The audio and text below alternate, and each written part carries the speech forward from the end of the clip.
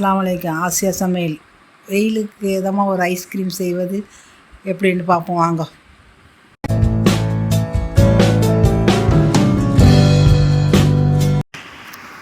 முதல்ல அடுப்பை பற்றிக்கணும். அடுப்பை பற்றிட்டு இப்போ புதுசாக பார்க்குறவங்க சப்ஸ்கிரைப் பண்ணுங்கள். அப்போ தான் நாங்கள் போடுற வீடியோ உங்களுக்கு வரும். அப்புறம் நல்லா கனமான பாத்திரத்தில் பால் நம்ம தேவைக்கு 1 லிட்டர் பால், ஆமாம் 1 லிட்டர் பாலை எடுத்து அடுப்பில் வச்சு காய்ச்சிக்கிட்டு இருக்கணும். இந்த ஐஸ்கிரீம் நல்லா குளுன்ட்டு வெயில் நேரம் நல்லாயிருக்கும். பிள்ளைகள்லாம் லீவில் இருக்கும், அதனால் சாப்பிட நல்லாயிருக்கும். கடையில் போய் வாங்கிறதோட நம்ம வீட்டில் செஞ்சால் டேஸ்ட்டாகவும் இருக்கும், நல்லாவும் இருக்கும்ல. அதனால் நம்ம வீட்டில் நம்ம தேவைக்கு இருந்த பால் எடுத்து 1 லிட்டர் எடுத்துக்கணும்.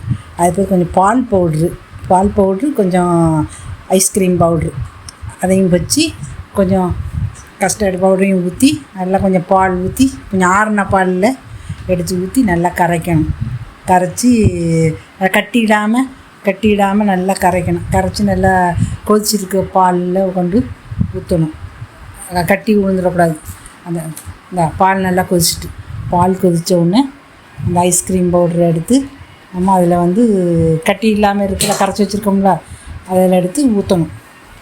ஊற்றி சீனி தேவைக்கு நம்ம சீனி போட்டுக்குவோம். சீனி போட்டு கொஞ்சம் இதாக இருக்கணும். லைட் இனிப்பு வேண்டாம், அதில் கொஞ்சமாக போட்டுக்கோங்க. நல்லா இனிப்பு வேண்டாம், கொஞ்சம் நிறையா போட்டுக்கோங்க. வெள்ளை சீனி, சர்க்கரை நல்லா போட்டு சீனியும் போட்டு கொஞ்சம் நல்லா ஆற்றி விட்டு பால் நல்லா திக்காகிட்டு நல்லா ஆற்றி விட்டுக்கிட்டே இருக்கணும். ஆற்றி விட்டுட்டு அதுக்கப்புறம் நம்ம கரைச்சி வச்சுருக்க கஸ்டர்டையும் பால் பவுடரையும் ஊற்றி விட்டுறணும். ஊற்றி விட்டோம்னா தீயை லேசாக வச்சுக்கணும். லேஸ் தீயாக வச்சு நல்லா கிண்டி விடணும். கிண்டி விட கட்டியாயிடும். நல்லா கட்டியான பருவத்துக்கு வந்துடுச்சு. அது நல்லா கிண்டணும். கிண்டி எடுத்து ஏன்னா தீயை லேசாக வைக்கணும், ஏன்னா அடியில் பிடிச்சிடக்கூடாது. அதனால வந்து நல்லா கிண்ட அந்த மஞ்சள் கலர் கொடுத்து குளுன்னு கட்டியாக வந்துருச்சு. நம்ம தேவைக்கு ஐஸ்கிரீம் பவுடர் போட்டுக்கிட வேண்டியது. நம்ம தேவைக்கு எவ்வளோ வேணுமோ அது நல்லா அழகான பருவம் நல்லா மஞ்சள் நல்லா அழகாக வந்துருச்சு. நம்ம தேவைக்கு நல்லாயிருக்கும். சாப்பிடும். எடுத்து கொஞ்சம் என்ன செய்யணும், கட்டி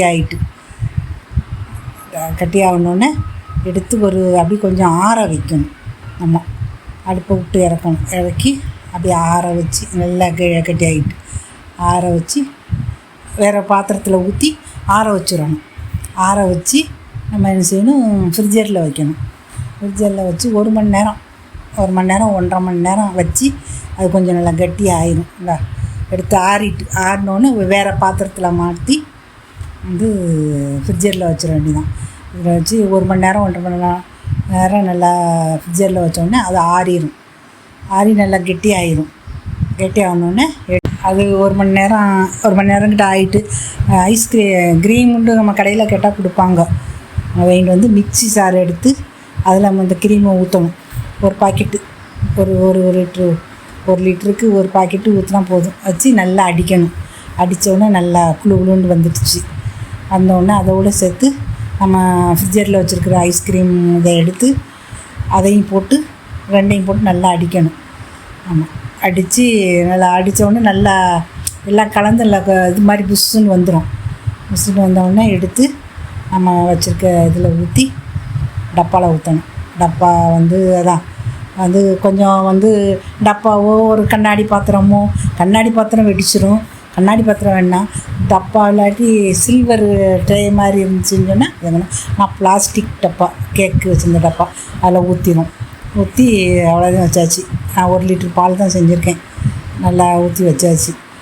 அதுக்கு மேலே கொஞ்சம் பிஸ்தா கொஞ்சம் காய அதுக்கணும். நல்லா கிண்டி விட்டோன்னே நல்லா நுரைச்சிக்கிட்டு நல்லா இருக்குது.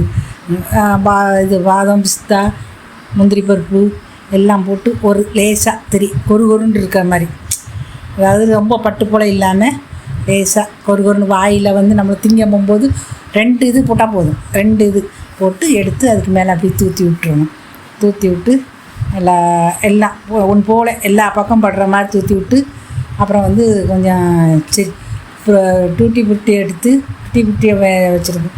அதையும் எடுத்து அதையும் நல்லா போட்டு நல்லா நிரப்பியாச்சு. பார்க்கவே அழகாக இருக்குது. இப்படி ஒரு 5 மணி நேரம் 6 மணி நேரம் ஃப்ரிட்ஜரில் வச்சிடணும். வச்சுட்டேன்னு சொன்னால் சூப்பர் ஐஸ்கிரீம் பிள்ளைகளுக்கு கொடுக்கலாம். நம்மளுக்கு நம்ம தேவைக்கு திங்கலாம். வெளியில் போய் நம்ம ரொம்ப ரூபா கொடுத்து வாங்குறதோட இது ஈஸியாக வீட்டில் செஞ்சால் எல்லாருமே சாப்பிடலாம், நிறையா சாப்பிடலாம். பிள்ளைகள் வயசு குளிர் வெயில் நேரத்தில் எல்லாம் நல்லா இருக்கும். பற்றில நல்லா இதாகிட்டு அப்படியே வெட்டி கீத்து போட்டாச்சு போட்டு நல்லா எடுத்து திங்கிறதுக்கு நல்லா மெதுவாக இருக்குது, நல்லா டேஸ்ட்டாக இருக்குது. நீங்களும் செஞ்சு பாருங்க.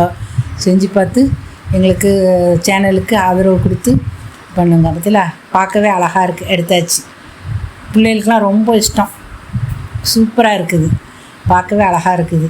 நீங்களும் செஞ்சு பார்த்து எங்களுக்கு கமெண்ட் பண்ணுங்க. எங்கள் சேனலுக்கு ஆதரவு தாங்க. இன்னொரு வீடியோவில் சந்திப்போம். அஸ்ஸலாமு அலைக்கும்.